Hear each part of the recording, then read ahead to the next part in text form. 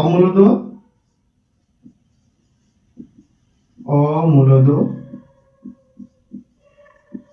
সংখ্যা চেনার উপায়। বোঝা গেল? এই সমস্ত জিনিস কিন্তু তোমাদের কোনো বইয়ে লেখা নেই, ঠিক আছে? তাহলে আমরা কিভাবে চিনবো সেই বিষয়টা দেখো। একটা সাধারণভাবে তোমরা মাথায় রাখবে যে কোন সংখ্যাকে যদি মানে প্রথম পয়েন্টটা কি, যে কোন সংখ্যাকে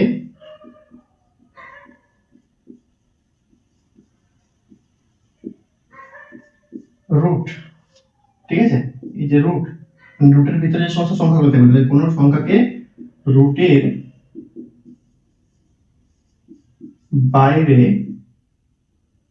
পূর্ণ সংখ্যায় না আনতে পারলে পূর্ণ সংখ্যায় আনতে না পারলে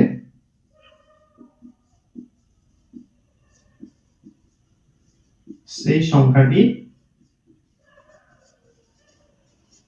কি? অমূলদ সংখ্যা।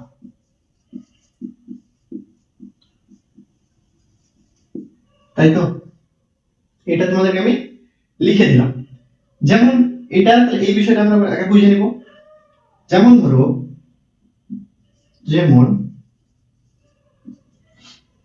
রুট ওভার অফ 15, তাহলে রুট ওভার 15 আমরা ক্লাস 7 এ প্রত্যেকেই বর্গমূল করে পূর্ণ সংখ্যা বার করেছি, তাই তো? তাহলে এই যে রুট বার করার নিয়মটা কি? রুট বার করার নিয়মটা হচ্ছে